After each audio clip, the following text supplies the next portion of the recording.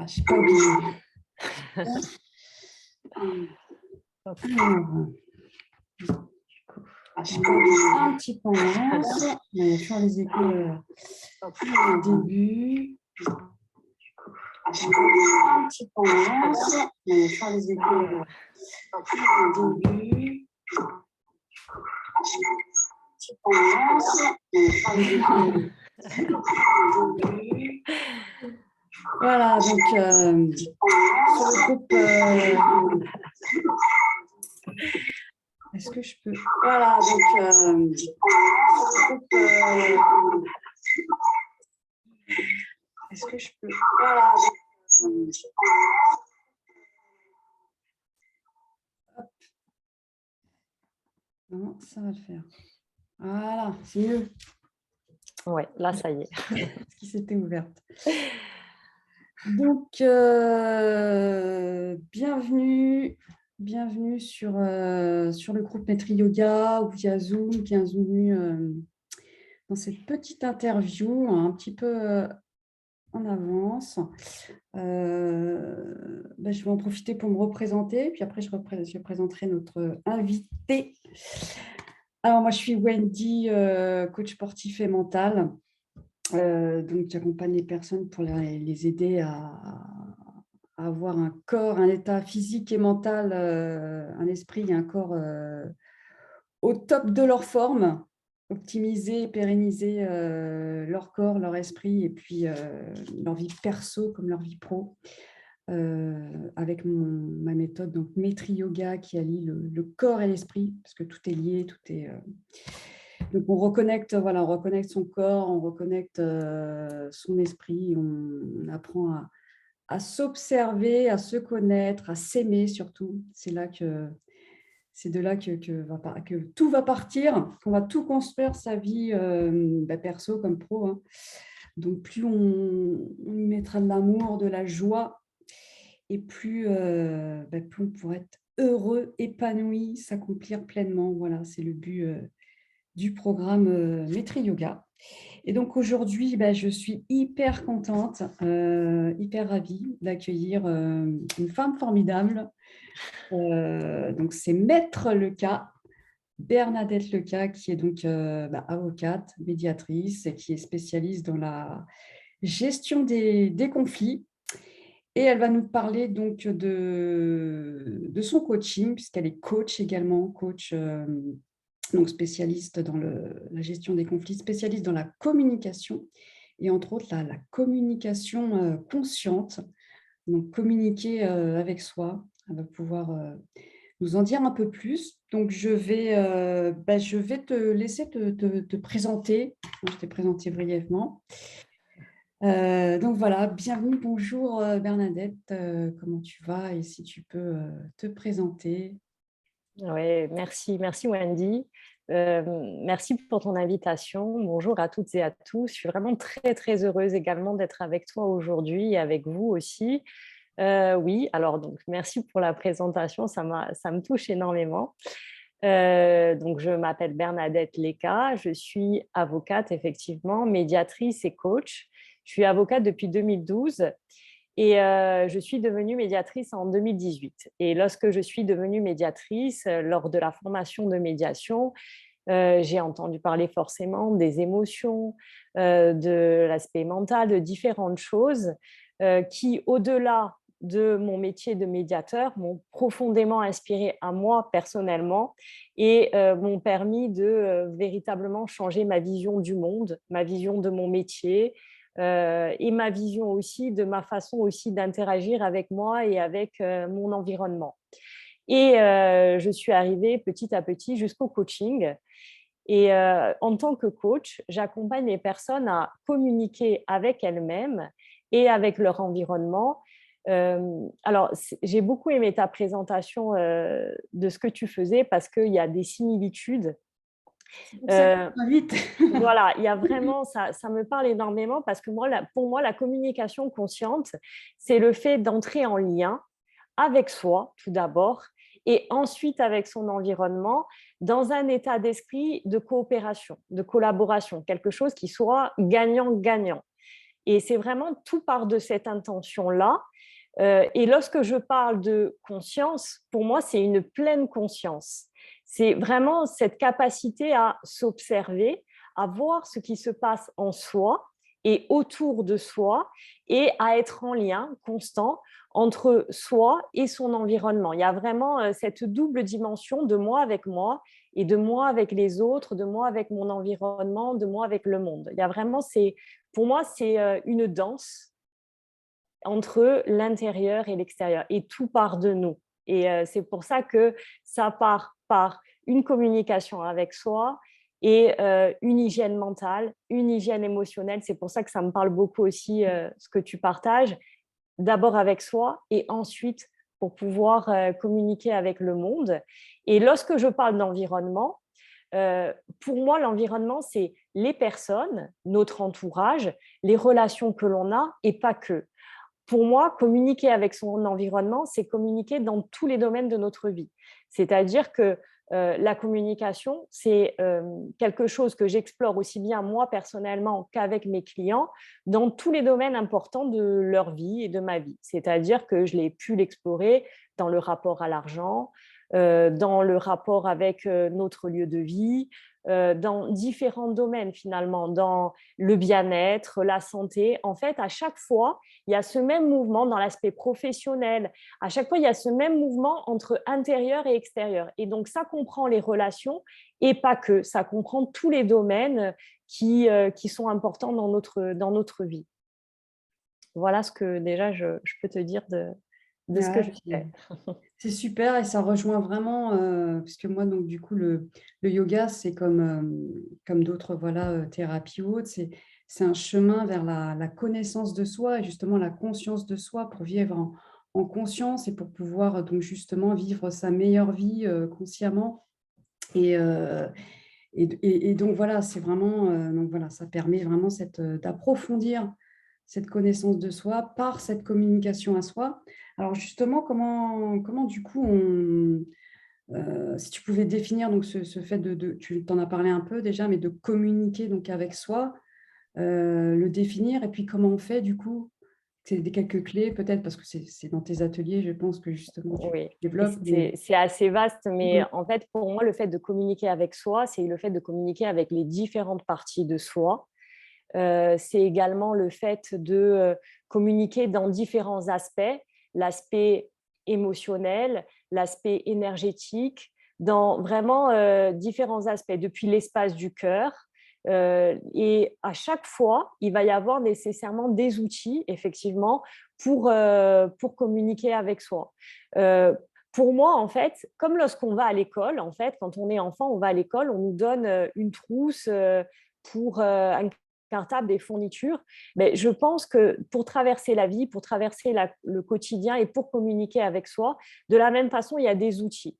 Et ces outils, on va en trouver, il y en a de nombreux, et le tout, c'est de trouver vraiment l'outil qui nous ressemble. Mais vraiment, pour moi, la base de la communication avec soi, c'est d'un point de vue émotionnel, mental, énergétique et depuis l'espace du cœur. Et vraiment, à chaque fois, il y a différents outils. Par exemple, d'un point de vue émotionnel, c'est vraiment accepter, nommer, traverser les émotions, les faire circuler. Donc, pour moi, il y a le l'EFT, Emotional Freedom Techniques. Il y a la communication non violente.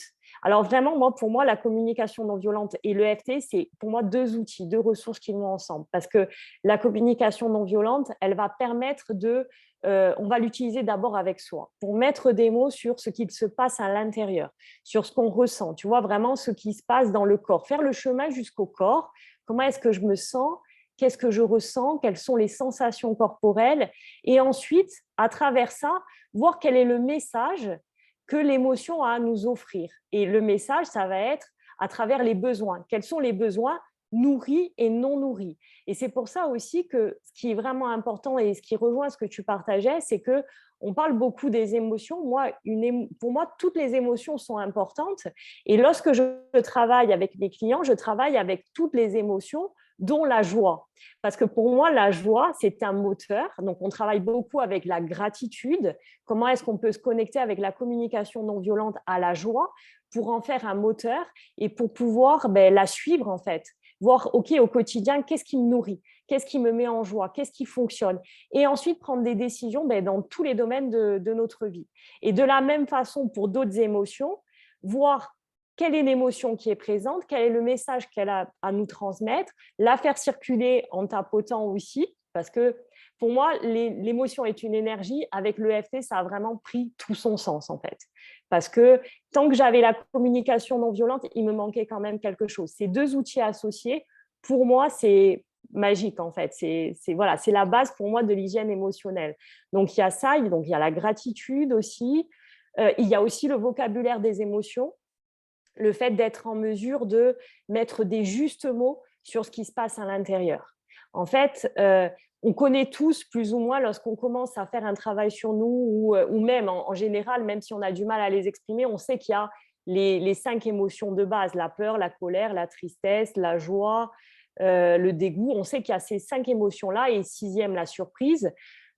Pour autant, on a plus de difficultés, j'ai pu l'observer aussi bien pour moi qu'avec d'autres personnes et avec mes clients aussi, à mettre le juste mot sur ce qui se passe à l'intérieur. Par exemple, c'est différent que par exemple, si on prend l'émotion la colère, c'est différent d'être agacé, énervé, tu vois, à bout, à cran, vraiment enragé. Il y a toute une gradation. L'émotion, c'est une énergie qui nous traverse dans le corps. Et en fonction du degré d'intensité, il y a un juste mot qui vient matérialiser en nous où est-ce qu'on en est avec cette émotion-là. Quelle est l'émotion qui est présente en nous? Donc, pour moi, le vocabulaire des émotions, ça permet vraiment de communiquer pleinement avec soi et de poser le juste mot sur ce qui se passe à l'intérieur. Donc, ça, c'est vraiment quelque chose qui est important aussi. Donc, ça, c'est pour l'hygiène émotionnelle. Et après, il y a l'hygiène mentale. Pour moi, l'hygiène mentale, c'est d'être capable de choisir à quoi on pense et quand on pense. Et il y a vraiment cette idée de discipliner ses pensées, d'être capable de faire de la distance avec les pensées, être capable de les observer aussi, de les accepter en étant là, en leur disant « Ok, je les vois, simplement elles ne sont pas moi, elles ne m'embarquent pas, je les regarde avec distance, je fais de la place, je fais de l'espace et je les retourne aussi, je les questionne, je ne les crois pas, je ne me laisse pas embarquer, parasiter par elles en fait. Et là, il y a différents outils que j'aime utiliser. J'aime utiliser des visualisations pour permettre aux personnes vraiment de visualiser les pensées comme étant à l'extérieur. J'aime beaucoup utiliser aussi des pratiques de pleine conscience pour s'observer, pour pratiquer ce qu'on appelle l'équanimité, cette capacité à accepter ce qui est au détachement. Ça rejoint le yoga. Hein, ça rejoint le yoga. Voilà, c'est pour ça. C'est pour ça qu'il y a beaucoup de choses qui se rejoignent dans l'idée de « Ok, c'est là, j'accepte ce qui est et je ne me laisse pas embarquer en fait. » Et on a tous des pensées, des croyances, une vision du monde. Simplement, c'est aussi se donner la possibilité avec des outils tels que Byron Katie, par exemple, The Work, de questionner nos pensées, de les retourner, d'en créer de nouvelles et en fait, finalement, de prendre la main, en fait. De dire, OK, c'est moi qui décide. Et en fait, je me suis aperçue, et c'est pour ça que je parle des domaines, qu'en fait, on a tous des croyances dans les différents domaines de notre vie. Les premières croyances que j'ai utilisées et que j'ai explorées, c'était celles relatives à la communication, au conflit. On a tous des croyances c'est des croyances familiales, il y a des croyances aussi culturelles, il y a des croyances sociétales sur la façon dont on communique, sur la façon dont on parle, sur notre rapport aussi au conflit. Il y a des choses qui sont là pour nous. Et il y a aussi dans tous les autres domaines de notre vie, le rapport à l'argent. On a des croyances sur l'argent, le rapport au travail, le rapport au succès. Et en fait, si on ne fait pas un travail sur nos pensées, sur nos croyances et qu'on ne communique pas avec nous dans tous les domaines de notre vie, eh bien, on peut avoir des blocages et on peut se dire, mince, qu'est-ce qui fait que j'y arrive pas? Et tant que je crois cette pensée comme étant ma réalité et que finalement, c'est ça et c'est pas autrement, je vais pas réussir à passer à l'action. et je ne vais pas comprendre en fait. Ça va être tellement évident pour moi que je vais me dire, ben, je ne peux pas faire autrement. En fait, il y a une sorte de fatalité. Sauf que si je reprends la main sur mes pensées et mes croyances, c'est moi qui décide. C'est moi qui choisis en conscience ce que je garde, ce que je transforme. Et ensuite, je mets en place des choses dans les différents aspects de ma vie, en fait. Voilà, c'est comme ça qu'on transforme et qu'on change sa vie. C'est En ça. justement, voilà, moi j'aime bien dire, c'est ouais, maîtriser c'est justement ses pensées, ça revient exactement là. En sachant en plus que ce qui cause les souffrances, parce que le véritable but du yoga, c'est de se libérer de la souffrance, et ben, majoritairement, ce qui nous cause nos souffrances, ce sont nos pensées. Complètement. Mais d'ailleurs, ouais, ouais. Moi, j'aime beaucoup le travail de Byron Katie parce que c'est exactement ce qu'elle dit. Elle dit à chaque fois qu'on se bat contre la réalité, mais on perd, mais à chaque fois, en fait. Mmh. Et on pense qu'on a un problème avec nos pensées, avec la réalité, alors qu'en fait, on a un problème avec nos pensées. Et Mmh. je pense que c'est un travail que de se placer en observateur, observatrice de ce qui se passe en soi, d'accepter ce qui est en soi et ensuite d'avancer. Et c'est pour ça que j'ai très rapidement fait le lien avec la méditation, la pleine conscience. Et c'est vraiment des outils qui m'ont aidé dans mon chemin et que j'utilise aussi avec mes clients, les scans corporels, la méditation, la visualisation. C'est vraiment des outils, la capacité à s'observer aussi, faire des pratiques de pleine conscience et les intégrer dans le quotidien. Ça permet véritablement de se placer en observateur de soi, de voir ce qui est là et ensuite de faire des choix. Et ça me parle beaucoup, ce que tu partages aussi, parce que moi, la seule chose que je puisse promettre à mes clients, c'est de se connaître en fait.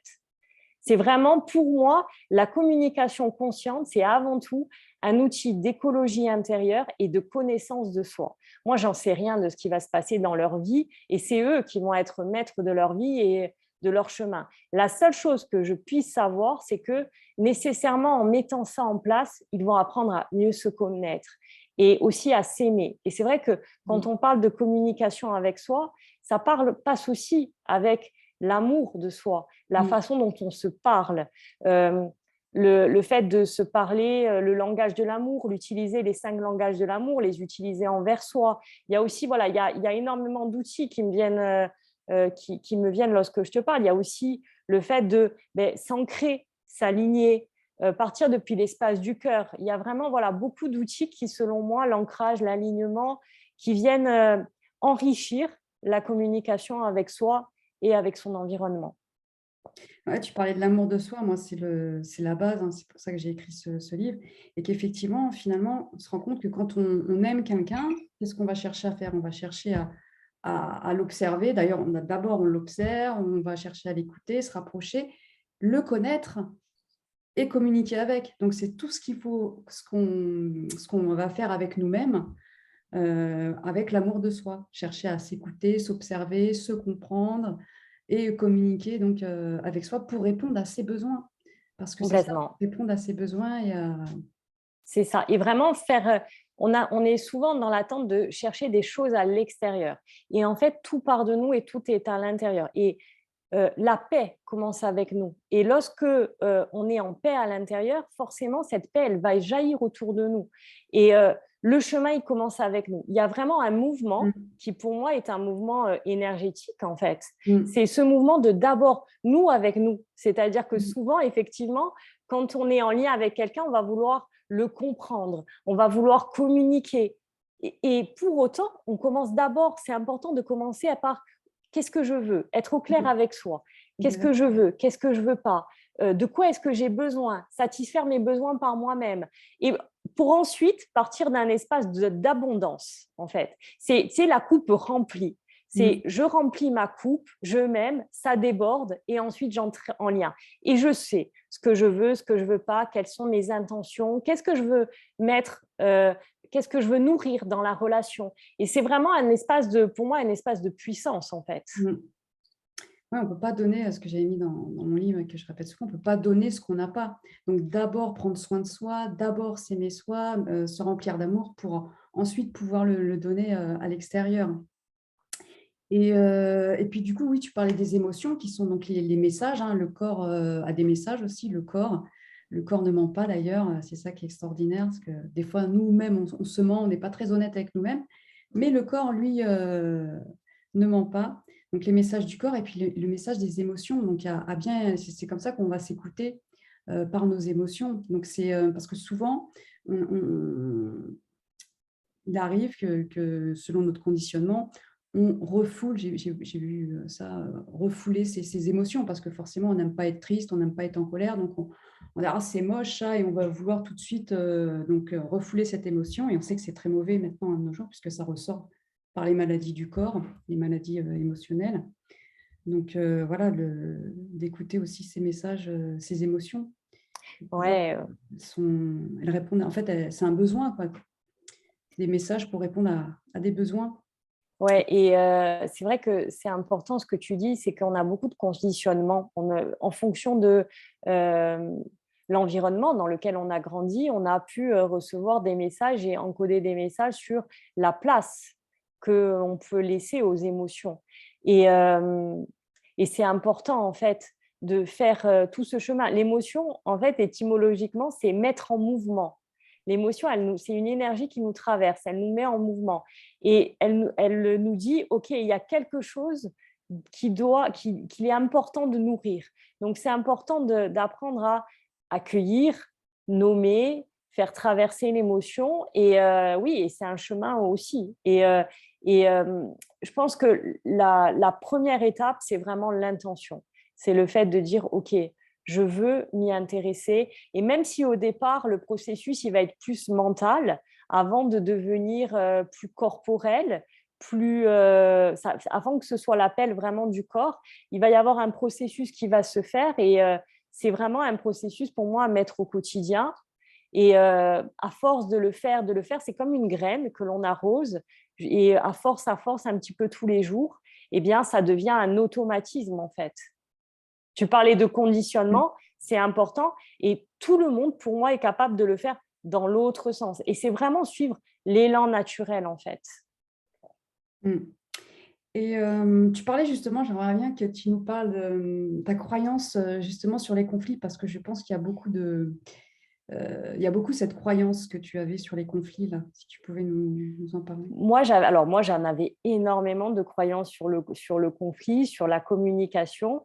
Et lorsque je suis devenue médiatrice, en fait, ça m'a permis aussi d'observer, moi, mon rapport dans le métier d'avocat, mon rapport même en dehors dans mes relations, et d'observer toutes les croyances que j'allais avoir et qui allaient m'empêcher de... comment dire, qui allait m'empêcher de communiquer pleinement et d'exprimer pleinement tout ce pouvait être présent pour moi. Et ça, c'est quelque chose que je retrouve aussi beaucoup avec mes clients. Vraiment sur le conflit, il y en a un qui me vient, c'était... il y en a un qui me vient souvent, c'est que j'utilise souvent, c'est parler fait des histoires. Il y avait une personne qui avait cette croyance-là, parler fait des histoires. Et en fait, avec The Work de Byron Katie, on peut vraiment retourner cette pensée, parler fait des histoires, est-ce que c'est vrai, est-ce que c'est vraiment vrai? Et comment est-ce qu'on se sent quand on croit cette croyance? Quelle que soit la croyance, c'est important d'observer ce qui se passe en nous quand on croit cette croyance, en fait. Comment est-ce qu'on agit vis-à-vis de nous, vis-à-vis des autres? Comment est-ce qu'on réagit? Et ensuite, qui on serait sans cette croyance? Comment est-ce qu'on agirait si cette croyance, elle n'était pas là?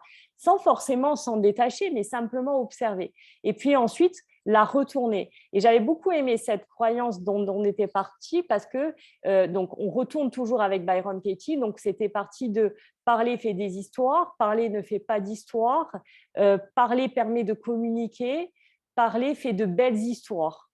Donc, tu vois, c'est tout ce chemin. Après, il y en a énormément. Là, j'en ai pas en tête. J'en ai tellement exploré. Je les ai tellement retournées que là, j'en ai pas en tête de celles que j'avais. Je sais que récemment, j'ai beaucoup travaillé sur la liberté en ce qui me concerne. Et je sais que j'ai une croyance, c'est il est important de respecter les règles. Ça, je sais que c'est une croyance que moi j'ai, par exemple. Et c'est intéressant de voir que, eh bien, de se dire, OK, ça n'est qu'une croyance, en fait. Il y a des personnes, est-ce que tout le monde pense la même chose, en fait? Est-ce Mm. qu'on voit ça du point de vue de tout le monde? Et c'est intéressant, parce Mm. qu'à partir de là, en fait, on retrouve notre liberté de dire, OK, ça n'est qu'une croyance, c'est mon mode de fonctionnement aujourd'hui, c'est OK. Simplement, je choisis ensuite ce que je veux faire. Tu vois, c'est comme si, en Mm. fait, on reprend la main, en fait. Mm. Ouais, tout à fait. Moi, j'aime bien parler de justement transformer ces pensées ou ces croyances en pensées aidantes.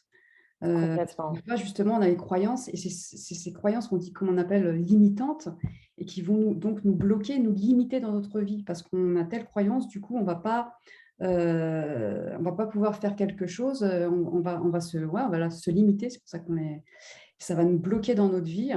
Alors qu'en switchant, en cassant cette croyance, hop, on va pouvoir passer à autre chose et voilà.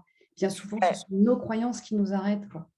Mais très, très souvent. En fait, moi, tant que j'avais l'aspect émotionnel, c'est vrai que la médiation m'a vraiment apporté l'aspect émotionnel. Et c'est vrai que le coaching m'a apporté l'aspect de cette hygiène mentale et la transformation des pensées, en fait, des croyances. Et d'ailleurs, on a beaucoup d'expressions. Je veux dire, c'est intéressant aussi de voir, par exemple, tu vois, sur l'argent ne pousse pas dans les arbres. C'est quand même il y a des expressions Mmh. aussi. Comment est-ce qu'on peut le transformer? Tu vois, par exemple, moi, je sais que je l'ai transformé en disant l'argent se cultive. Et en fait, il y a différentes. Et on passe d'une croyance qui peut être à un moment donné limitante à une croyance qui devient aidante. Et en fait, là, c'est nous qui choisissons de voir comment est-ce qu'on peut ensuite utiliser cette croyance. Et je vois avec mes clients, tant que j'avais uniquement les outils de médiation, je sentais qu'il y avait, j'avais une frustration, je me sentais limitée dans mon accompagnement parce que je sentais que il y avait cette dimension intrapersonnelle et je sentais que dans le conflit, il y a forcément une dimension intrapersonnelle. Il y a forcément cette dimension-là qui est présente et qui a un impact dans nos relations et avec notre environnement, dans tous les domaines de notre vie. Et le fait de reprendre la main et de transformer et de choisir nos pensées et nos croyances, ça nous permet normalement de repasser à l'action et de gagner en liberté. Donc vraiment, cette hygiène mentale, pour moi, elle est fondamentale et c'est vraiment le coaching qui m'a amené à ça, en fait. Mmh.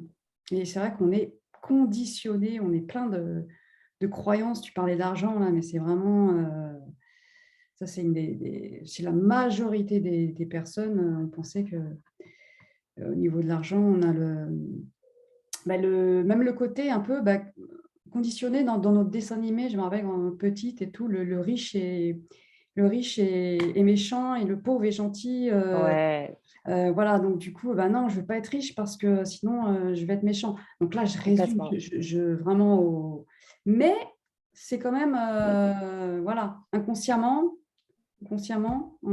ça dans un petit coin de notre tête, on a toujours, voilà, je veux pas être, les riches sont des pourris, donc l'argent, ça c'est pourri, voilà, il y Ah a ben, un complètement. conditionnement, puis du coup, on se limite. «Ah non, je peux pas gagner plus d'argent parce que je vais être pourri, quoi». C'est ça. Et en fait, on se rend même pas Résume. compte tant Mmh. qu'on le voit pas et tant qu'on l'interroge pas. Ça, c'était une des. Je pense qu'on l'a beaucoup d'entre nous l'ont. Merci pour Mmh. cet exemple parce que Mmh. c'est vraiment la croyance de base. Pour moi, c'est vraiment une croyance que j'avais. Et il y avait quelque chose autour de, effectivement, les gens qui ont de l'argent, forcément, il y a une gestion qui ne me va pas. Et je trouve, pour schématiser, que l'argent est sale et que l'argent Mmh. change les gens, en fait. Mmh. L'argent change les gens. Alors que non, en fait, si on le voit différemment, Mmh. finalement, on ne se limite plus parce qu'on voit que oui, finalement, l'argent ne fait que mettre en lumière un mode de fonctionnement et que si nous, on est au clair avec la façon dont on interagit, on peut faire de très belles choses avec l'argent. On peut choisir en conscience où est-ce qu'on affecte notre argent. On peut utiliser notre argent depuis un espace du cœur. Donc vraiment, voilà, il y a il y a énormément de croyances. Moi, j'en avais beaucoup sur le travail. Oui, le travail, moi, souvent ce qu'on répétait, il faut bosser dur pour y arriver, voilà, C'est ça. ça c'est pareil et pour en revenir sur l'argent, tout simplement, moi ce qui m'a aussi, changé par rapport à ces conditionnements que je peux avoir petite, c'est, encore une fois, je peux pas, tout part de soi, donc je peux pas donner, je ne peux pas donner de l'argent autour de moi si j'en ai pas. Et moi, j'aime bien offrir des cadeaux, j'aime bien pouvoir, voilà, même si je peux demain aider des plus démunis, comment je vais faire si moi, j'en ai pas? Donc, voilà, c'est pas, ça dépend dans quel sens on met. Voilà, retourner, c'est vraiment que des croyances. Et puis, c'est vraiment, j'aime bien dire, on croit que ce qu'on voit. Donc, voilà, savoir qu'on peut modifier ses façons de penser. Et c'est ça qui va modifier, en fait, nos relations, comme tu disais, par rapport à l'extérieur et pour pouvoir transformer cet extérieur. Ouais, et c'est intéressant parce que on dit souvent, je ne crois que ce que je vois, et ne pas oublier et se souvenir que l'on voit à travers notre prisme de perception, à travers nos lunettes, et que c'est important de se donner cette possibilité de changer de lunettes. Tu sais, Byron Katie a dit quelque chose que j'aime beaucoup aussi, c'est ne croyez pas vos pensées, en fait. Mmh. De toutes les questionner. Et en Ah, fait, d'accord. c'est Mmh. vraiment quelque chose, depuis que j'ai découvert cet outil, Mmh. c'est vraiment quelque chose que je fais au quotidien et que j'utilise vraiment dans mes accompagnements, dans mes ateliers avec les personnes, parce que pour moi, c'est quand même la base de l'hygiène mentale, en fait. Mmh. Ah oui, hein, comme je disais, c'est les pensées qui nous font souffrir, hein, souvent. Ouais, Alors moi, j'aime bien aussi, je ne sais plus c'est qui disait ça, c'est la douleur est inévitable, mais la souffrance est facultative. Et la différence, c'est que, bah, je ne sais pas, on va avoir une épreuve difficile dans la vie. Forcément, on va avoir de la douleur, forcément, on va avoir ces émotions qui vont arriver de tristesse, de colère, de peur, toutes ces émotions désagréables, inconfortables. Maintenant, grâce à nos pensées, on peut avoir le choix, soit de rester très longtemps dans cette sphère et ruminer et garder sa haine, garder sa colère qui finalement nous enferme, ou changer justement ses pensées avec ses pensées aidantes et donc du coup ne pas être dans cette souffrance parce que c'est ces pensées que l'on rumine et qu'on va garder qui nous maintiennent dans cette souffrance. Comme l'émotion, tu disais, c'est un passage. Si ça devient constant sur une émotion, c'est rapide, quoi. ouais. Que après, ça se transforme en sentiment. Donc là, ça dure dans le temps. Et c'est ça la différence. Donc simplement en switchant ses pensées, on peut transformer ça et pas rester dans des états en fait finalement qui nous font du mal. Qui Ouais, nous ouais, perdent. c'est intéressant, ouais, parce que moi, ce que j'ai beaucoup aimé avec le travail de Byron Katie notamment, parce que c'est quelque chose c'est vraiment un travail qui m'a beaucoup inspiré, c'est que nos pensées créent des émotions.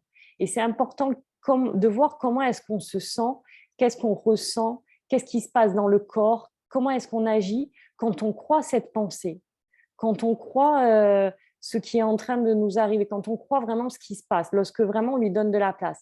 Et qui on serait, comment est-ce qu'on agirait, qu'est-ce qu'on ressentirait au contraire si on ne le croyait pas. Juste déjà, vraiment être, tu sais, c'est toujours être dans l'observation en fait, une Mm. observation neutre et bienveillante de soi et se dire, OK, qu'est-ce qui se passe en moi quand je crois ça en fait? Mm. Quelles émotions ça génère? Moi, je vois dans mes relations, je me suis aperçue que souvent, j'avais une croyance qui me disait je ne vais pas y arriver en fait. J'avais la croyance que c'était trop difficile pour moi et que j'allais pas y arriver. Et je ne me rendais pas compte de cette croyance. Et quand j'ai commencé à me rendre compte de cette croyance, je me suis rendu compte que la première émotion qui était présente chez moi, c'était du découragement. C'est vraiment, tu sais, je baisse les bras en fait. J'ai envie de tout arrêter et de stop, fin. Et Mm. c'est important parce que tu vois, ça n'est qu'une croyance qui me conditionne. Alors qu'en fait, non, j'y arrive puisque je suis encore là et je suis en train de le faire. Tu vois, en changeant, finalement, ben, c'est là. Et comment est-ce que je me sens quand je vois que j'y arrive? Là, oui, tu vois, de suite, je reprends mon pouvoir, ma puissance. Et tu vois, ça ramène aussi à la posture, en fait, à observer sa posture. Comment est-ce que, quand on est tout petit, quand on est grand, voilà, comment. Mm. Ça, c'est des choses aussi sur lesquelles on travaille beaucoup, qu'on observe beaucoup. Mm. Bah, comment on se voit, comment on se perçoit, les croyances qu'on a envers soi-même interagissent avec l'extérieur, quoi. Mm. C'est pour ça Complètement. Et c'est important parce que tu vois, ça ramène aussi aux accords Toltec. Alors, c'est que- honnêtement, pour tout un chacun, je pense que c'est quand même difficile. C'est facile de dire ils sont là, et je pense que c'est important d'être bienveillant aussi parce qu'il nous arrive à tous de prendre les choses personnellement. Mais je me rends compte aussi que, eh bien, quand on ne le fait pas, quand on ne prend pas les choses personnellement, eh bien, du coup, on est dans une posture qui est différente, dans une posture de paix intérieure, quoi qu'il se passe Mhm. à l'extérieur. Et je trouve que ça change beaucoup de choses parce qu'on a un langage non verbal, on a un langage verbal, on a un langage énergétique, et notre extérieur le perçoit en fait, notre environnement le perçoit, et enfin, au-delà des personnes en fait. Je veux dire, énergétiquement, c'est important, je pense que c'est important d'explorer aussi énergétiquement notre rapport à l'argent, d'explorer énergétiquement notre rapport à nos activités professionnelles, personnelles. Voilà, pour moi, il y a différentes explorations c'est des outils qui viennent s'imbriquer en fait les uns avec les autres. Mm. Totalement. Et puis encore une fois, voilà, ça rejoint vraiment, c'est pour ça, hein, le yoga qui est vraiment une observation de soi et de son corps pour vraiment écouter son corps, ses émotions, ses pensées. Et c'est comme ça qu'on va pouvoir, donc moi, c'est maître yoga, c'est maître de ses pensées, maître de son corps, pour devenir maître de sa vie. Parce qu'après, on crée, en fait, finalement, quand on comprend tout ça, là, ce qu'on vient d'expliquer, que c'est nos pensées qui font notre vie, eh bien, on reprend sa puissance intérieure, son pouvoir de se dire qu'on est complètement responsable en fait, de sa vie et de créer en fait, la vie qu'on désire, de vivre ses rêves, de s'épanouir pleinement, de s'accomplir et puis d'arrêter de rejeter la faute sur l'extérieur. On devient maître de soi et de sa vie, de ses choix, de ses comportements. Parce que Complètement, là, les ouais. comportements, c'est pour ça que c'est très bien de la communiquer avec soi, parce que on a beaucoup de comportements inconscients. Quand on voit qu'on a, je ne sais plus, c'est plus de 90 d'inconscient, en fait. Nos pensées, on en a plus de 60 000 par jour, un truc comme ça. Donc, il y en a plein qui sont complètement inconscientes, qui viennent de... Donc, si on se laisse justement alpaguer par ces pensées qui viennent, on n'est plus maître, quoi. On se laisse, on est dans l'inconscient, donc on marche, on avance dans la vie, en fait, un peu en automatique, avec notre inconscience, avec nos conditionnements, tout. Et reprendre le pouvoir sur ça, c'est ce qui va nous permettre de reprendre le pouvoir sur sa vie. Ouais, vraiment, pour moi, ça me fait, c'est un peu l'idée d'être ballotté. Tant qu'on ne prend pas la pleine responsabilité et que on ne met pas en place une hygiène mentale, une hygiène émotionnelle, physique, énergétique, c'est comme si on était ballotté. Et en fait, nos pensées, nos émotions, tout ce cheminement intérieur jusqu'à nous, c'est comme une boussole intérieure.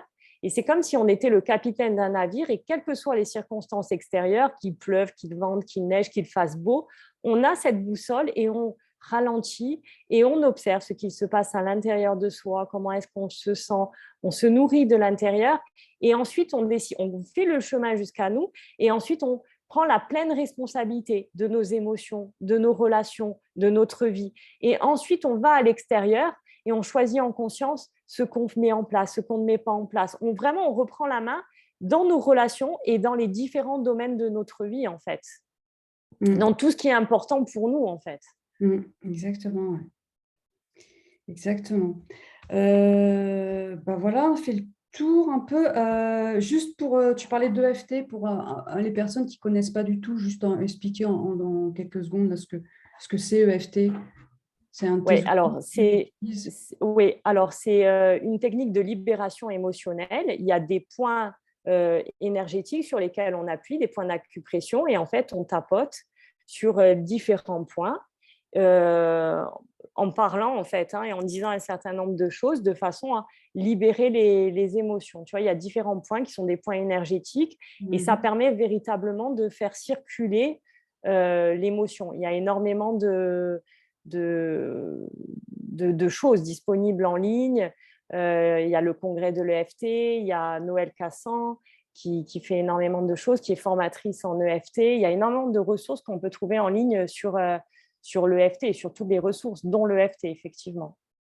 C'est ça qu'on voit encore le lien corps-esprit et l'énergie. Moi, j'aime bien, finalement, tout est énergie, tout est relié, tout est lié. Et voilà. Et puis, un autre point aussi qui était hyper important, je trouve aussi, et qui est aussi ce que j'enseigne dans mes accompagnements et ce que je suis moi-même, c'est de suivre sa joie. Ouais, C'est, ça me parle beaucoup. ouais. C'est vraiment, c'est là où on sait justement, où suivre son cœur aussi. Moi, j'aime bien dire suivre Ouais, son cœur, suivre sa joie, suivre l'amour, qui, pour moi, justement, on parlait d'énergie, mais c'est les énergies les plus hautes et celles qui nous emmènent vers le succès. Alors, quand je dis le succès, je parle beaucoup de succès, mais succès, pour moi, c'est de se lever le matin et d'être heureux, quoi. On est ici on est là dans notre vie pour vivre nos rêves. La mission, c'est de vivre les rêves qu'on a envie de vivre et de suivre justement cette joie. C'est là qu'on sait qu'on est sur le bon chemin. ouais, pour moi, vraiment, toutes les émotions ont leur place. Et c'est vrai qu'on est dans une société où on va souvent poser notre regard sur ce qui ne fonctionne pas, sur ce qui ne marche pas. Lorsqu'on va parler des émotions, c'est vrai que les émotions, c'est soit positif, soit négatif. Il y a vraiment déjà agréable, désagréable. Et en fait, toutes Dualité. les émotions sont là.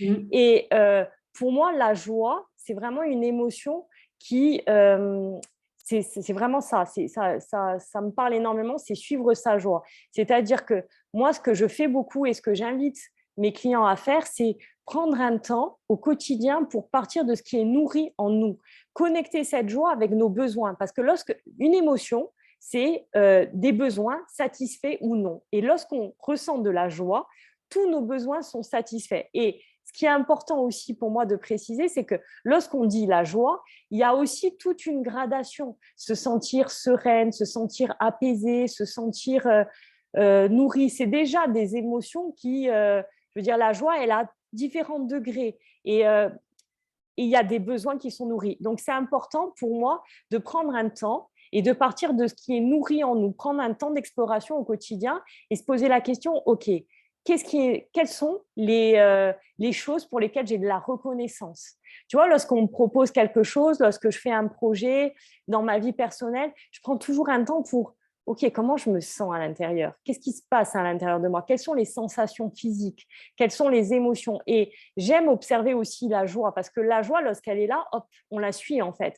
Et en sachant ce qui nous nourrit au quotidien, ça nous permet vraiment de faire en sorte que notre vie, il y ait le maximum de choses qui nous nourrissent. Prendre soin pour soi, quelles sont les activités qui nous nourrissent, vraiment poser le regard sur tout ce qui va nourrir petit, grand, enfin, il n'y a pas toutes les choses qui sont présentes dans notre vie et ensuite suivre la joie. Donc, pour moi, ça passe vraiment par se connecter au corps, ralentir, prendre un temps, se connecter au corps, voir quelle est l'émotion qui est présente, voir les choses pour lesquelles on ressent de la gratitude et ensuite voir quels sont les besoins qui sont nourris et voir ensuite comment est-ce que j'ai envie de créer mon quotidien et ma vie depuis cet espace-là.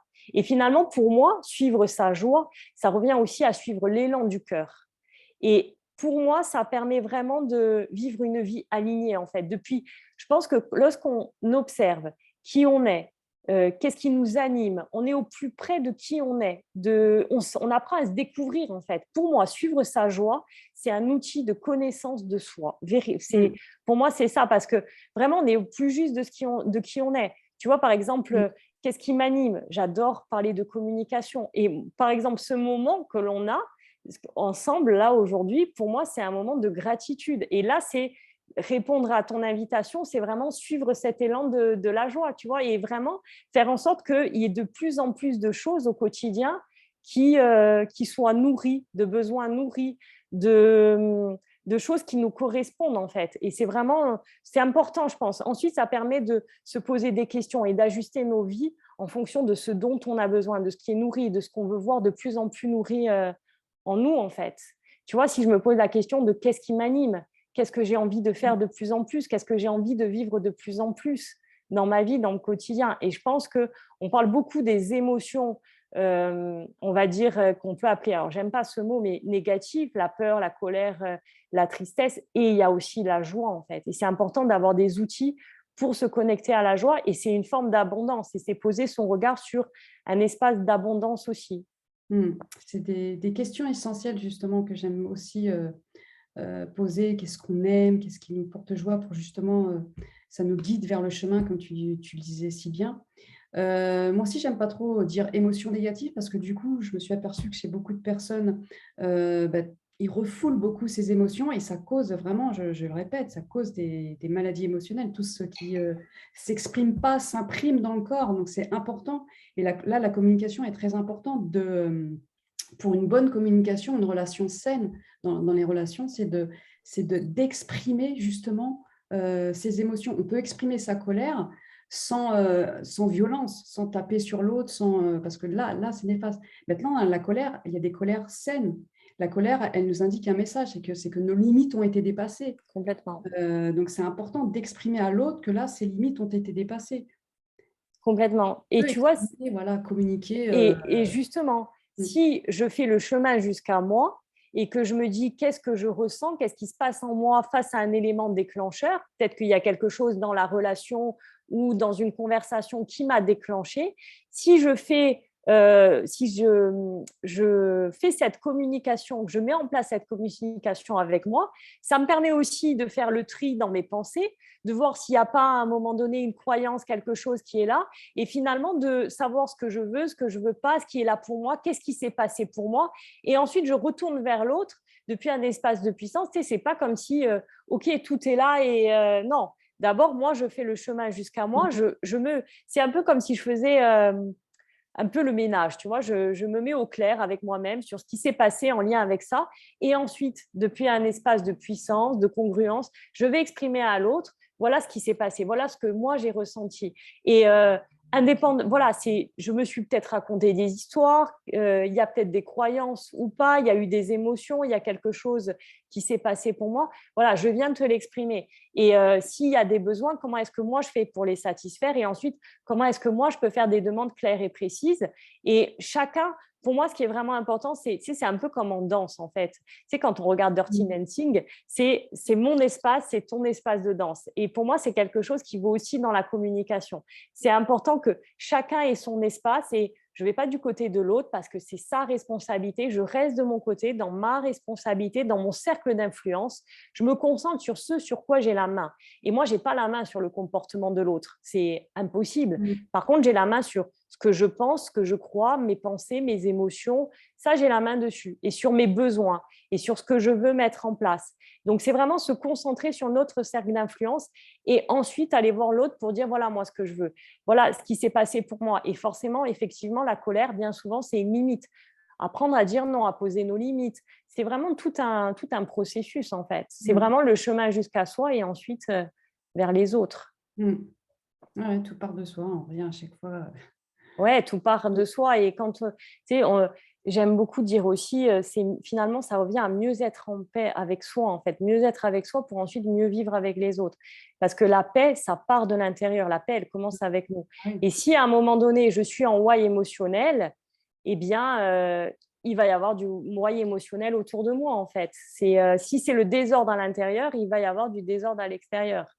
Et comment Mm, est-ce que moi, je fais pour m'observer et revenir dans cette paix intérieure? mm. Et puis, j'aimerais revenir aussi sur ce que tu as dit. Je pense que c'est très important de savoir mettre des mots. Par exemple, la colère, il y a différents mots. Et c'est bien de les mettre d'abord sur soi pour après ensuite les communiquer. Et c'est là qu'il y a une meilleure communication parce que ça passe d'abord par soi-même, comme tu dis. Donc, bien communiquer avec soi, savoir comprendre ce qu'on ressent, pouvoir se l'exprimer à soi-même pour pouvoir ensuite l'exprimer à l'autre et pouvoir du coup régler les conflits ou plutôt éviter des conflits ou éviter des incompréhensions ou des relations, des mauvaises relations tout simplement. Garder des relations saines où on peut s'exprimer, comme j'ai dit, même s'il y a de la colère, sans violence et du coup trouver un terrain d'entente et justement réparer ce qui a causé le conflit, quoi. Oui, vraiment éviter et traverser aussi le conflit. Parce que lorsqu'on a les outils, en fait, le conflit, on le traverse, en fait, Oui. depuis un espace de puissance. Et pour communiquer avec soi, ça passe par un vocabulaire des émotions, des besoins, des sensations corporelles. Souvent, j'ai pu voir dans mes accompagnements que les personnes me disaient je ne sais pas ce que je ressens. Et moi, ce que je fais dès le départ, dès le début de mon accompagnement et dans les ateliers, je leur transmets un vocabulaire, des émotions, des besoins, des sensations corporelles. Et c'est beau d'observer déjà de soi, voir ce que l'on ressent lorsqu'on met le juste mot sur ce qui se passe à l'intérieur. Mm. Et ensuite, d'observer chez les clients ce qui peut se passer lorsque on met le juste mot. Et moi, je pense que comme quand on est allé à l'école, on a développé un vocabulaire. On nous a appris un vocabulaire pour parler. Et on se rend compte que plus on a de vocabulaire, plus on va avoir de la fluidité. Et que si à un moment donné, on va manquer de vocabulaire lorsqu'on va communiquer, on le voit avec la barrière de la langue, on va être limité et ça va créer des tensions. Et on Plus va avoir du mal, en fait.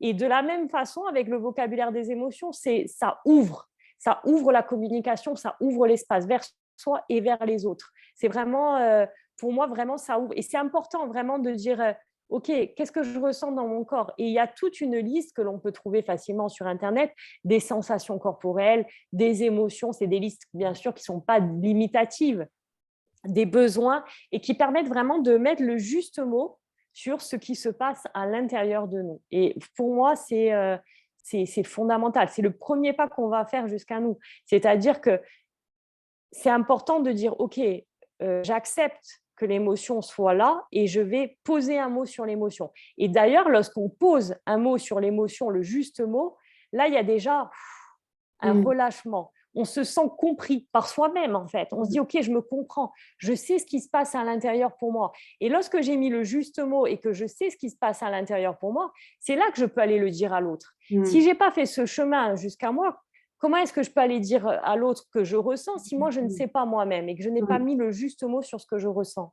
Il est bien là, souvent, la problématique, elle est là bien souvent. Hein. C'est que les personnes qui ont du mal à communiquer, à exprimer leurs émotions, elles ne savent même pas elles-mêmes déjà ce qu'elles ressentent, comme tu disais. Donc après, comment exprimer quelque chose que toi-même, tu ne sais pas, tu n'arrives pas à mettre de mots dessus. Désolée. Et puis, du coup, je vais revenir, oui, on a encore ce conditionnement qu'on peut avoir. Alors, heureusement, de nos jours, ça change. On apprend aux enfants, justement, les différentes émotions. Mais les générations d'avant, on refoulait beaucoup ces émotions.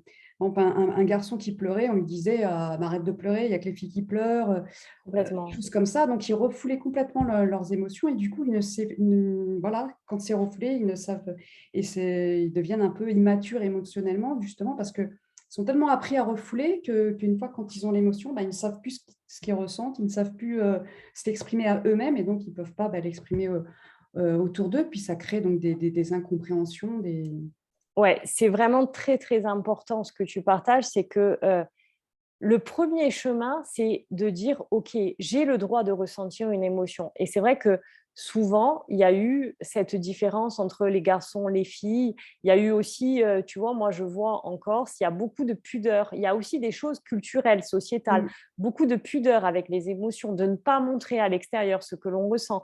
Suivant les sociétés, suivant les familles aussi. Oui.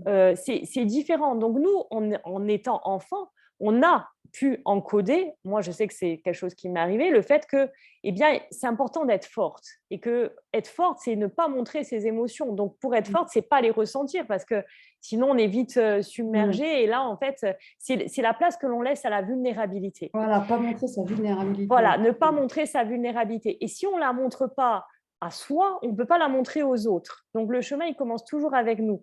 Et donc, c'est important d'accepter et de se dire, OK, j'ai le droit de ressentir les émotions. Et je trouve que c'est intéressant de parler des enfants parce que ça commence avec les enfants et ça commence très petit. Moi, je sais que ma filleule, quand j'ai commencé la médiation, moi, ce qu'il faut savoir, c'est qu'avant la médiation, moi, les émotions, c'est vraiment quelque chose avec lesquelles j'avais énormément de mal à exprimer. Enfin, vraiment, vu le chemin que j'ai fait, je me dis, ça m'a permis aussi de voir que tout était possible et que, justement, étape par étape, ce que je propose à mes clients, je l'ai avant tout expérimenté pour moi. Autrement, ça serait pas pour moi envisageable. Et j'ai pu voir ma nièce à l'époque, elle avait 2 ans et demi. J'ai pu voir, on a un rapport, on est très proches, donc j'ai pu voir et observer à quel point elle a pris ce mouvement-là des émotions en fait. j'ai réussi, je sais même, enfin, ça s'est fait assez naturellement. Ok, tu as le droit de ressentir des émotions. Et je me souviens, elle était toute petite. Un jour, je lui dis, mais qu'est-ce que tu ressens? Donc, je lui suggérais en la questionnant, est-ce que tu ressens de la tristesse? Est-ce que tu ressens? Et là, elle me regarde, elle était toute petite, elle me dit, non, je ressens de la colère. Et elle part. Et ben, je dis, ben voilà, c'est bien, tu as mis le mot. Et je pense que c'est important. Je veux dire, c'est important de dire, ok, il y a énormément de choses aujourd'hui pour les enfants et c'est important et ça commence à rentrer heureusement dans les écoles dès le plus jeune âge. Il y a beaucoup en Belgique, au Canada, ils sont très précurseurs là-dedans. Et on voit qu'ensuite les adultes ne sont plus les mêmes en fait. Ensuite, on est tous capables d'être médiateurs. Je veux dire, de faire de la médiation avant tout intérieure avec soi et être capable d'exprimer aux autres ce que l'on ressent dès le plus jeune âge. Et là, en fait, on devient un adulte mature. On développe cette intelligence émotionnelle qui est pour moi fondamentale, en fait, parce que les différents niveaux d'intelligence sont importants. Simplement, si on n'a pas réussi et qu'on n'arrive pas à développer cette intelligence émotionnelle, à un moment donné, on va être limité par nos émotions et dans nos relations et avec dans nos relations et dans nos comportements. Donc, c'est vraiment important. Et je pense que on a tous un état d'esprit de développement. Donc, on peut tous se mettre en chemin. Et comme ça suit cet élan naturel, ce mouvement de la vie, en fait, c'est accessible, en fait. Il suffit de poser l'intention et de se mettre en chemin. Moi, aujourd'hui, j'ai partagé différentes techniques, différents outils que j'utilise moi, mais il y en a des dizaines en fait. Il y a mille et une ressources. Et ce qui est important à partir du moment où on dit je pose l'intention de me mettre en chemin, c'est d'expérimenter en fait, d'expérimenter jusqu'à ce qu'on trouve l'outil. Tu vois, j'ai dit retrouve alors que c'est voilà, c'est intéressant aussi parce que c'est vraiment cet élan naturel jusqu'à ce qu'on trouve l'outil, la technique, vraiment la ressource qui va nous permettre de faire le chemin jusqu'à nous. Ouais. Et pour finir, j'aimerais insister sur le fait que ces émotions négatives, c'est vrai que j'aime pas ce nom-là aussi parce que, bien souvent dans nos têtes, négatives, donc c'est pas bien. Donc avoir de la colère, de la tristesse, c'est pas bien, donc je refoule. Or, c'est plutôt une émotion, on va dire, désagréable. Remplacer le mot négatif par désagréable, effectivement, c'est pas agréable, et ces émotions, elles sont nécessaires. C'est des messages, il faut les voir comme des messages justement pour nos besoins et pour pouvoir l'exprimer, à l'autre. Donc c'est bien de les accueillir, de les vivre et pas de les refouler, comme on a tendance à faire parce que forcément, être triste ou être en colère, c'est pas bien, c'est mal vu, oh, c'est moche, donc tout de suite, je refoule et puis, je vais cacher ça au fond de moi, mais au bout d'un moment, forcément, ça va ressortir et ça va ressortir, fois 10 000, fois encore plus ou sur notre corps par des maladies. Donc c'est vraiment important de vivre ces émotions. Ouais, c'est comme la cocotte minute, hein. Mmh. Ça bout, ça bout, ça bout, et puis après, il suffit d'une chose pour que ça Voilà, explose c'est ou ça. pour que ça sorte effectivement sous une autre forme. Mmh. Et ouais, c'est important déjà, comme tu le dis, de négatif à désagréable, et même le conflit, en fait.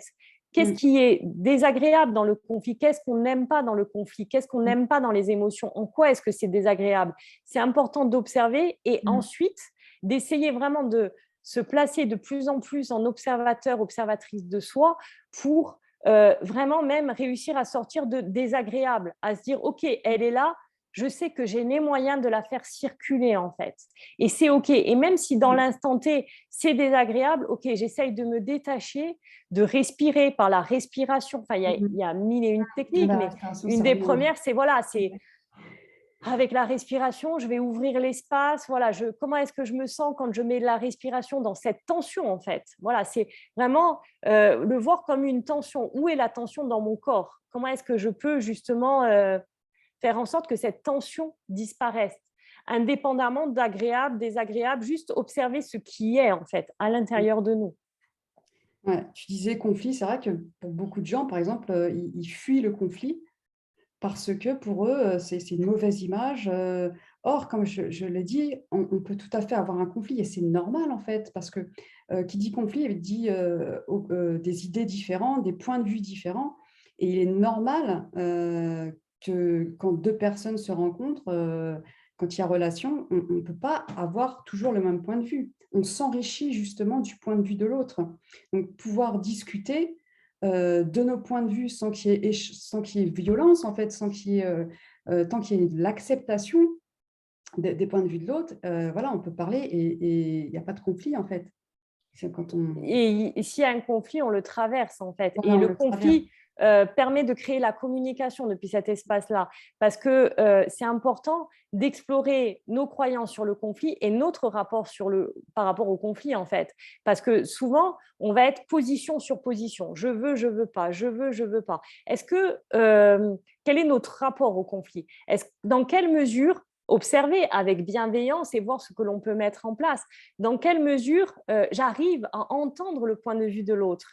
Dans quelle mesure j'arrive à prendre en considération l'altérité, euh, tout en restant moi dans mon espace? C'est pas parce que je prends en considération que j'en oublie moi ma vision du monde. Et finalement, moi, il y a une phrase qu'on dit souvent en médiation et qui me plaît énormément et qui me parle, c'est du coup, personne n'a raison, personne n'a tort. Chacun le voit de là où il regarde. Moi, ce que j'aime beaucoup dire, c'est voilà, moi, de là où je regarde aujourd'hui, c'est ça. Et en fait, c'est important de voir comment est-ce que j'écoute l'autre. Tu sais, de d'abord s'observer, comment est-ce que j'écoute l'autre, comment est-ce que je comprends, comment est-ce que je vérifie que j'ai compris. Parce que souvent, dans le conflit, qu'est-ce qui fait qu'à un moment donné, il y a le conflit? C'est qu'il peut y avoir position sur position. Il peut y avoir le fait qu'une des personnes, à un moment donné, va sentir que la sécurité n'est plus présente dans la conversation.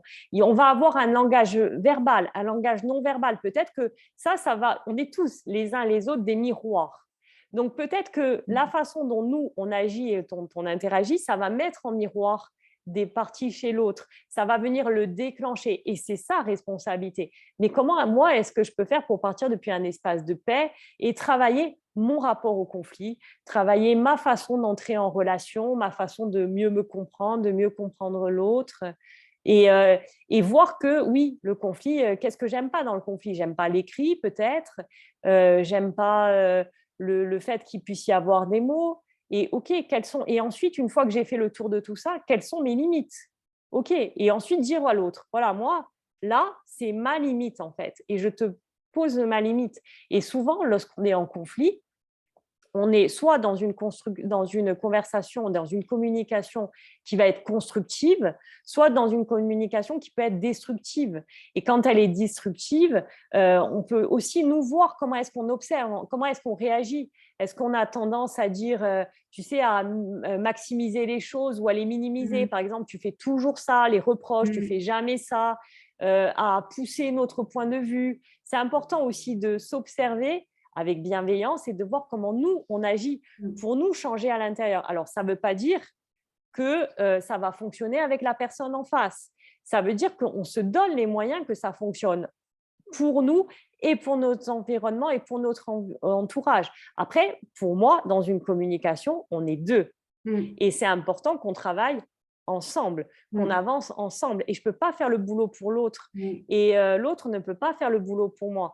Par contre, c'est ce que je sais et ce en quoi je crois, c'est que si on a une intention commune, on peut dire, bon, ben là c'est plus OK pour moi de communiquer, je sens que c'est pas bon. Je fais une pause, on fait une pause et choisir ensemble le moment le plus approprié pour chacun de nous, c'est aussi de la métacommunication et le moment auquel on va venir revenir sur ce qui s'est passé depuis un espace calme, posé, avec voilà, depuis un espace de communication. Et ça, c'est possible si on est deux. Tu sais, communiquer, étymologiquement, ça veut dire entrer en lien. Quand on cherche la définition, récemment, j'ai cherché la définition dans le Larousse, c'est transmettre une information. Donc, c'est dire à quel point finalement on perd dans le langage. Ça a perdu, tu vois, de entrer en lien à transmettre une information, c'est quand même différent. Communiquer, c'est créer du lien. Donc, je communique avec moi, je crée du lien avec moi, j'entre en lien avec moi et ensuite avec les autres et avec mon environnement. Et je pense que c'est important de clarifier nos valeurs, clarifier ce qui est important pour nous, savoir ce qu'on veut, ce qu'on ne veut pas, et ensuite le dire à l'autre et voir si on peut avancer ensemble ou pas. Hein. Je veux dire, faire un travail sur ces relations, c'est aussi mettre un terme à des relations qui ne sont pas nourrissantes pour nous. c'est aussi un chemin, en fait. Ah bah, surtout si l'autre ne veut pas communiquer, donc en fait, il ne cherche pas à entrer en lien dans la relation. On ne peut pas communiquer pour l'autre, on ne peut pas le forcer non plus à communiquer. Donc, il y a forcément, voilà, de toute façon, quand on tient une relation, on cherche cette communication, on cherche ce lien à l'entretenir et à entrer en lien. Donc Ouais, ça, on c'est cherche des solutions, ouais, mmh, clairement. sinon, c'est qu'on ne tient pas à la relation. Oui, qu'on ne tient pas à la relation ou qu'on n'est pas en mesure aujourd'hui voilà, qu'il y a trop de croyances. Si on fait un travail sur ces croyances, Ouais, il y a par rapport à forcément, voilà, mmh. il y a tout un chemin Mmh. à faire et chacun peut le faire pour soi et pas pour l'autre. Voilà, puis chacun a voilà, son travail sur soi, ouais, c'est voilà, bah, ça fait, une petite heure là, je pense qu'on a fait le tour. Est-ce que tu peux nous dire, où on peut te trouver, si des personnes souhaitaient, parce que je sais que tu fais de nombreux ateliers du coup sur sur cette communication consciente, communication avec soi, avec ces outils pour aider justement les personnes à, bah, s'observer, s'étudier, se comprendre, et pouvoir donc communiquer, avec elles-mêmes pour harmoniser leur relation à elles-mêmes et puis la relation avec les autres, se sentir mieux. Donc tu fais souvent des ateliers, tu Ouais, je fais des ateliers en ligne, communiquer avec soi pour développer la communication consciente avec soi. C'est vraiment un temps où on va ensemble, je vais guider les personnes, les accompagner pour leur permettre d'expérimenter la communication avec elles et avec leur environnement. Et donc, on va explorer ensemble, expérimenter différents outils, donc, dont ceux, par exemple, certains que je t'ai partagés, pour développer une hygiène émotionnelle et mentale.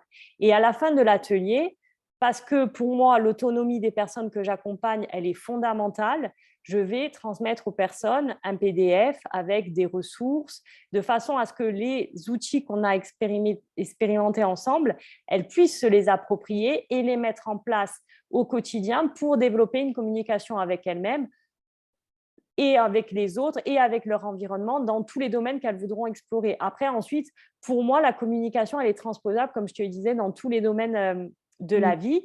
Et ensuite, je propose aussi des accompagnements individuels pour permettre également de développer cette communication avec soi et avec son environnement. Et dans les accompagnements, c'est toujours cette même idée de partir depuis un espace de puissance, entrer en communication en lien avec soi, se connaître, se découvrir et devenir autonome. Donc, à chaque fois, voilà, on fait un chemin ensemble, j'accompagne la personne de là où elle est vers là où elle veut aller et en lui transmettant des outils. C'est vraiment quelque chose qui est fondamental pour moi et on peut me retrouver sur Facebook et sur Instagram. Et c'est vrai qu'au niveau des ateliers communication consciente, j'essaye toujours de les partager sur Facebook et sur Instagram, mais je reconnais que je suis plus souvent sur Instagram. d'accord, donc sur Instagram, tu as une page, Voilà, j'ai une page Bernadette Leca. Il y a le tiré du LE, 8, ouais, LECA. c'est Bernadette-du-8 LECA.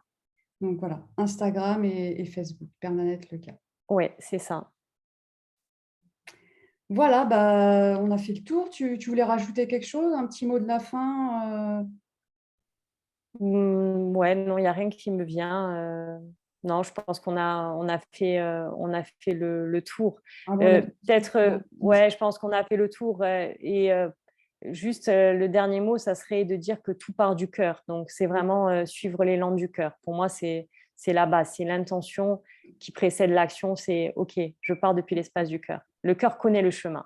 Ouais, le Donc cœur c'est communique. vraiment, voilà, c'est le mot de la fin, ça serait: Ouais, écoutez votre cœur et suivez votre cœur et vous trouverez les ressources en vous parce ouais. que le cœur connaît le chemin. Moi, la première étape que j'ai faite, c'est de me dire: OK, j'ai envie de suivre mon cœur et c'est mon cœur qui m'a amené jusqu'à tous ces outils. Donc pour moi, c'est le cœur et la joie sont votre fil rouge. Ouais, le cœur, l'amour, la joie Ouais, et c'est ça qui va nous permettre de dépasser, notre ego et l'ego qui est dans les peurs justement, qui est dans les pensées là, qui nous baissent en énergie et puis du coup, si on suit, notre ego, bien souvent c'est, il est mauvais conseiller, c'est pas le meilleur chemin. On sait qu'on se trompe pas. Si vous suivez votre joie, vous suivez votre cœur, vous suivez vous êtes sûr d'être sur le bon chemin. Ouais, et puis, de toute façon, si en étant à l'écoute de soi, il y a cet élan, en fait. C'est vraiment comment ça se passe à l'intérieur de vous quand vous êtes dans l'espace du cœur. Et ensuite, se mettre en mouvement depuis cet espace. Mm. Voilà, donc Bernadette Leca, Bernadette-Leca sur Instagram ou Ouais. Facebook. Si vous assistez à des ateliers ou vous accompagnez, un peu, vous aider à transformer votre vie, vous transformer. Voilà, j'étais ravie de pouvoir t'accueillir.